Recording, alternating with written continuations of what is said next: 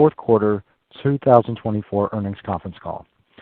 At this time, all participants are in a listen-only mode. A question-and-answer session will follow the formal presentation.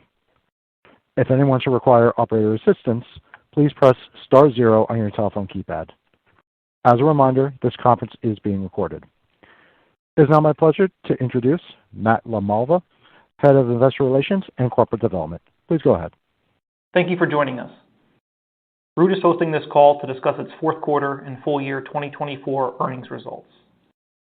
Participating on today's call are Alex Timm, Co-founder and Chief Executive Officer, and Megan Binkley, Chief Financial Officer. Earlier today, Root issued a shareholder letter announcing its financial results.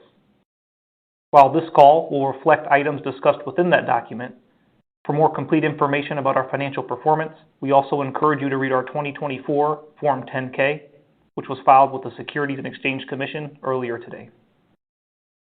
Before we begin, I want to remind you that matters discussed on today's call will include forward-looking statements related to our operating performance, financial goals, and business outlook, which are based on management's current beliefs and assumptions.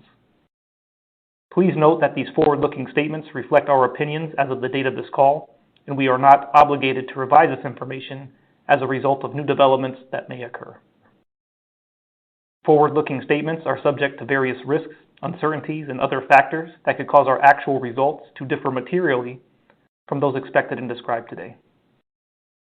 For a more detailed description of our risk factors, please review our 2024 Form 10-K and shareholder letter. A replay of this conference call will be available on our website under the Investor Relations section. I would also like to remind you that during the call, we will discuss some non-GAAP measures while talking about Root's performance. You can find reconciliations of these historical measures to the nearest comparable GAAP measures in our financial disclosures, all of which are posted on our website at ir.joinroot.com. I will now turn the call over to Alex Timm, Root's co-founder and CEO. Thanks, Matt. Simply put, 2024 was a landmark year for Root. We delivered in every facet of our operations, culminating in our first full year of net income profitability. We achieved a gross combined ratio of 95 on $1.3 billion of gross premiums written, generating GAAP net income of $31 million and adjusted EBITDA of $112 million, all incredible improvements from 2023. Additional accomplishments for the year include growing policies in force, delivering what we believe is one of the best loss ratios in the industry, continued investments in our pricing and underwriting technology, reducing run rate interest expense, and making significant strides to diversify our distribution. Best of all, 2024 was just the beginning for Root.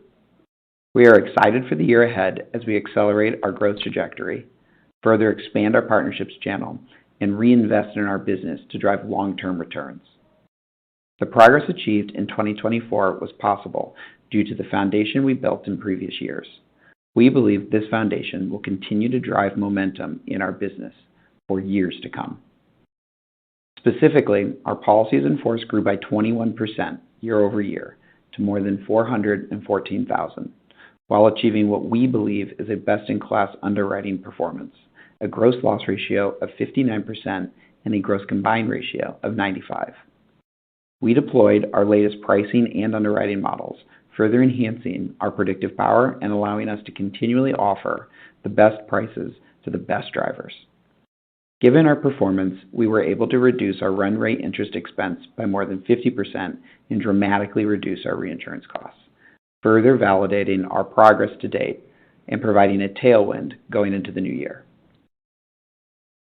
We continue to expand into new channels within direct and drive profitable acquisition investment. We have found success in data-rich, lower-funnel channels and will continue to scale these wins while leveraging our success to expand into mid to upper-funnel strategies. While this will take additional time to produce results, it is the right investment to consistently grow this channel over the long term. Building differentiated access to customers remains a core pillar in our long-term growth strategy through our partnership channel.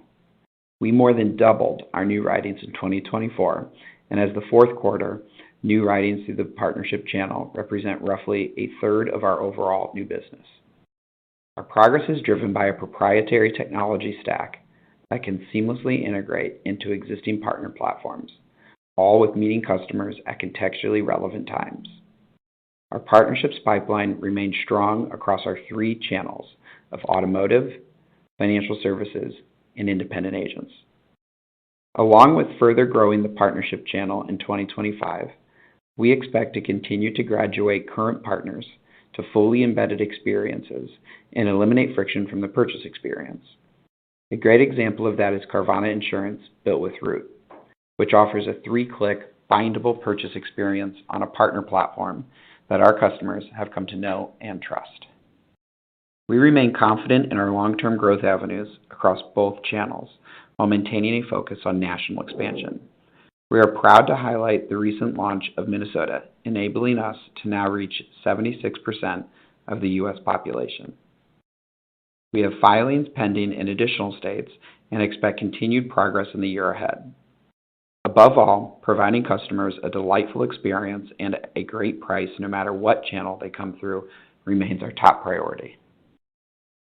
As we invest in and accelerate our growth, we will maintain our laser-focused mindset on disciplined underwriting, driven by our proprietary tech platform and data science algorithms.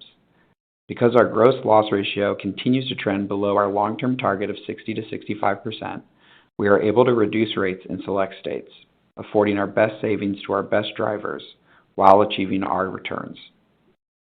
As we've stated, although lower rates can lead to improved renewals and new writings, it is important to note we do not set prices with the primary goal to gain market share. Rather, our goal is to set prices accurately, and our data science acumen and high telematics adoption rate enables us to effectively segment and price accordingly. Our pricing platform also allows us to remain nimble and fast, particularly in times of high macroeconomic uncertainty. We are able to leverage our real-time actuarial reviews to incorporate changing trends into our pricing algorithms and continually offer the best prices to our best drivers. At Root, it's all about the long term. That means we invest our capital to drive intrinsic value creation based on an economic framework over the life of the customer, not calendar period results. At times, this framework can be at odds with being a public company. However, we believe this creates a tremendous opportunity for long-term investors. I will now hand the call over to Megan to discuss our fourth quarter operating results in more detail. Thanks, Alex. We are thrilled to share that for a second consecutive quarter, we delivered net income profitability, capping off a great 2024 for Root. This remains a testament to our data and technology advantage, our disciplined underwriting, and our unwavering focus on capital and expense management. For the fourth quarter, we delivered net income of $22 million, a $46 million improvement year over year. We also generated operating income of $35 million and adjusted EBITDA of $43 million in the fourth quarter. These metrics improved $47 million and $43 million year over year, respectively. Our outstanding results continue to be driven primarily by growth in our net earned premium, consistently strong loss ratio performance, our closely managed fixed expense base, and responsible deployment of marketing investment.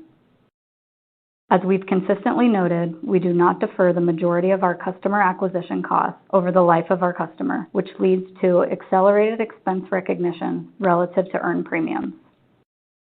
We saw material increases in policies in force, gross written premium, and gross earned premium compared to the fourth quarter of 2023. We achieved this growth while delivering a Q4 gross accident period loss ratio of 61%, a 2-point improvement year over year, which was driven by our continued investment in data science and technology. We posted a fourth quarter gross combined ratio of 91%, a 19-point improvement year over year.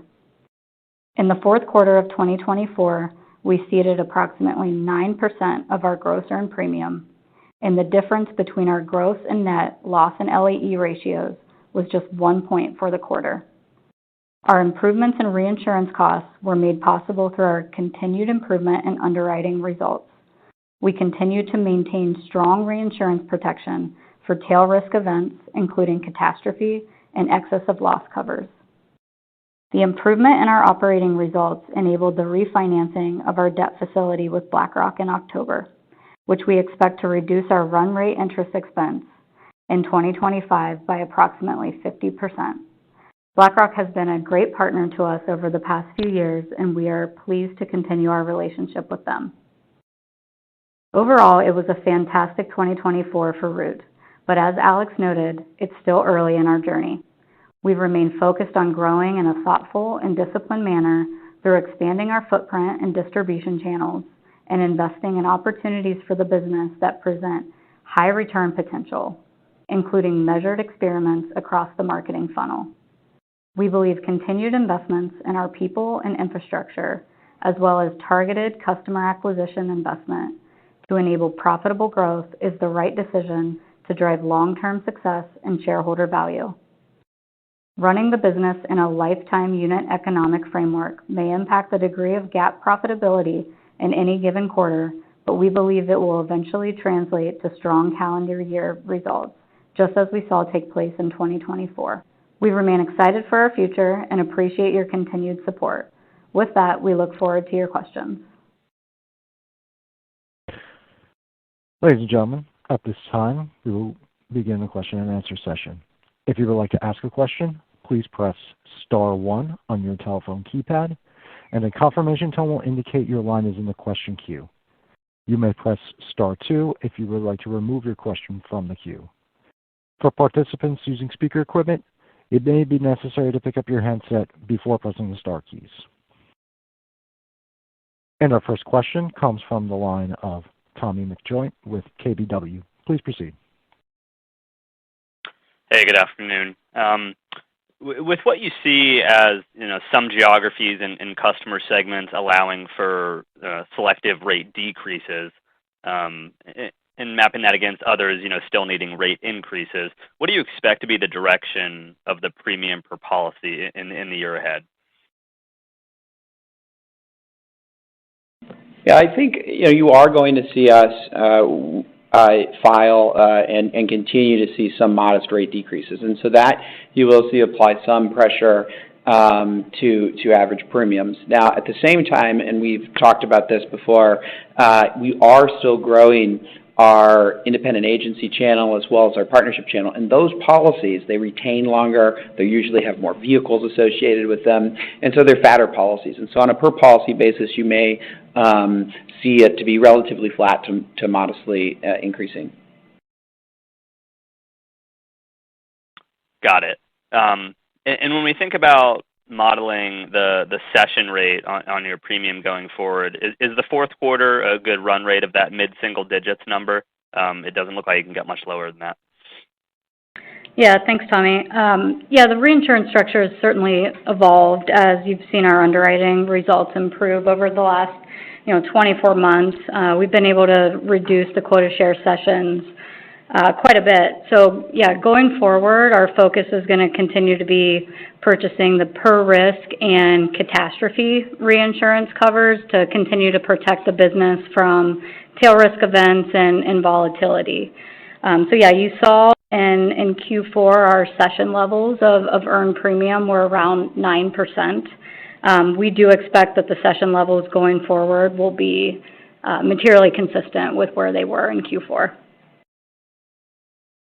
Thanks. And then just last one, you gave some commentary about the retention levels on recent cohorts, improving. Are there any data points that you guys would be willing to share or disclose around, what those retention versus churn metrics actually look like?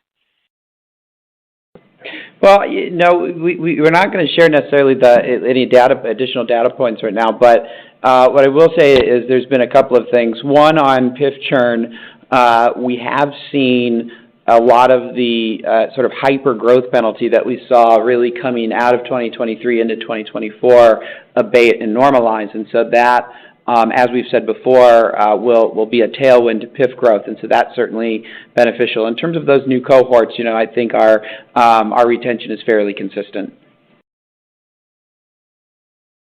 Got it. Thank you. Thanks, Tommy.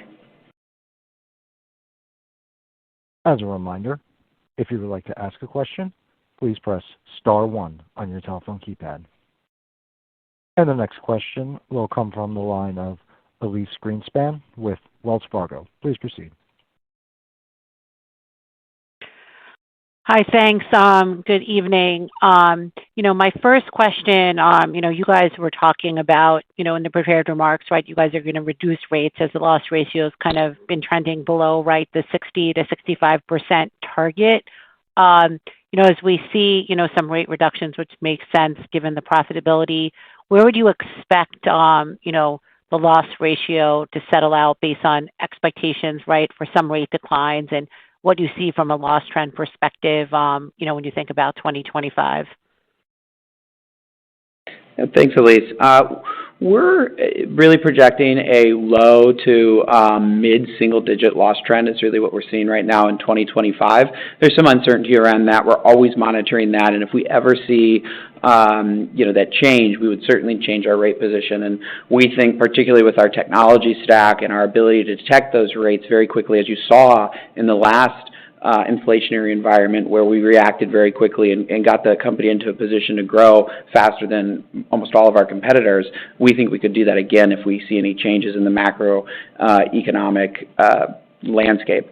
I think you're going to see, but right now we're expecting, like I said, low single-digit trends, low to mid-single-digit trends, and some slight rate decreases. And so that's going to net out to maybe some slight increases in the loss ratio, but nothing material.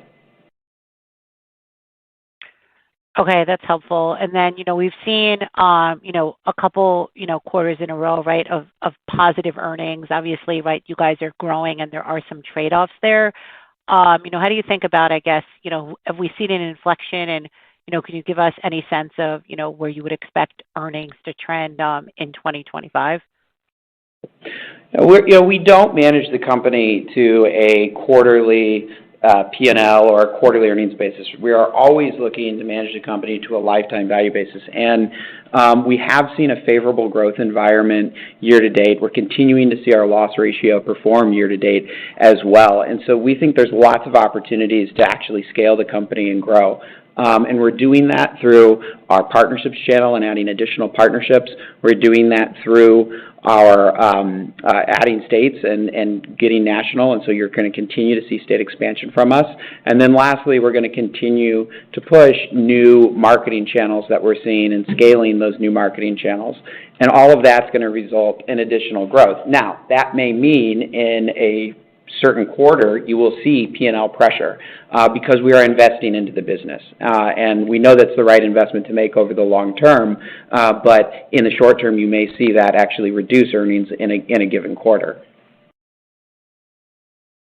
And then, you were saying, right, low to mid-single-digit loss trend in 25. How are you thinking about the impact of tariffs? And I guess if there is some kind of impact, would that be something we would more expect right in the back half, I guess, as opposed to perhaps the front part of 25? Any color you could give there? Thank you. Yeah, thanks, Elyse. We're not right now predicting any impacts from the tariffs. If those happen, we will be watching that real time. And again, because of our technology platform, when those changes happen, through our reserving system that is automated, we can detect those changes real time very quickly. We can respond with rate trend, and that's, again, what put us in such a good position to grow our PIF materially in 2024 and 2023. And so we do believe if a disruption like that happens in the macroeconomic landscape or through tariffs or otherwise, that being on a tech chassis actually positions you better than a lot of our incumbent competitors. And so we're constantly monitoring that, and we are prepared to act very quickly and swiftly if anything changes in the environment. Thank you. And the next question comes from the line of Andrew Andersen with Jefferies. Please proceed. Hi, guys. This is Charlie on for Andrew. Congrats on the quarter. My first question is just around ad spend going into 25. Can you guys talk about whether or not you're shifting the type of ad spend between like brand awareness spend versus performance marketing, or I guess any color around directionally how the bits and pieces in there should be moving this year would be helpful. Yeah, on our increased investment in our acquisition spend, we are going more up funnel. It's not brand awareness spend, but it is more up funnel into channels like YouTube and video, as well as more into direct mail. And so we are seeing several channels that you would classify as more up funnel or mid funnel channels are working. It's important, though, what we are not doing is just investing our marketing dollars to try to drive brand awareness. What we are doing is we are taking the same competency and the same technology that we built in lower funnel channels that allows us to take all of the rich data and really assign exactly what an appropriate bid is for a customer and to understand what a customer is worth. We're using that same technology in these data-rich channels that are more mid to upper funnel channels so that we can still drive returns. So we are taking it with the same level of discipline and real rigor around making sure that we are hitting our IRR on all of those dollars that we invest. And if we ever see that not the case, we will pull back. But we are seeing meaningful opportunities to continue to invest in the business in our direct channel and in new channels as well. So it will be more mid to upper funnel, but that does not mean that it's just going to be brand awareness. We are still rigorously measuring every dollar we spend. Okay, Thanks. And then just a follow-up. Between the direct and the embedded or partnership channel, where are you guys seeing better returns going into 2025? I'd say both of those channels really are operating at our target returns. There's some puts and takes for each channel. Certainly in the direct channel, you have low customer acquisition costs, but you expense a lot of those dollars up front. In the embedded channel and the partnerships channel, we're continuing to see real momentum. We see longer retention in those channels. We see higher average premiums in those channels, and it's a commission rate, which all in might mean higher customer acquisition costs, but you incur those over a longer period of time. And so we're actively investing in both channels. On the embedded side, we're investing in technology and development and continuing to scale our embedded platform. And then on direct, we're really investing, again, more inside of that data platform so that we can continue to expand into mid to upper funnel channels. Okay, and then just kind of following up on that specifically, I think over the past couple of quarters we've talked about competition and how that's ramping as different competitors might be in better positions with their books. Do you expect the dynamics as you see them right now between the two channels to be consistent going through 25, or would you expect those dynamics to shift in the back half? I'd say we're really expecting it to stay pretty consistent. We're always monitoring the competitive environment. We did see competition increase a bit in Q4, but I think really we're anticipating it to be fairly stable from here. Great. Thanks for the answers, you guys. Thanks, Charlie. Thank you. There are no further questions at this time. I'd like to turn the call back to Alex Tim for closing remarks. Thanks, everybody, for joining, and I want to especially thank the team at Root for delivering what was, yet again, another tremendous quarter. Thanks, everybody. This concludes today's conference. You may disconnect your lines at this time. Enjoy the rest of your day.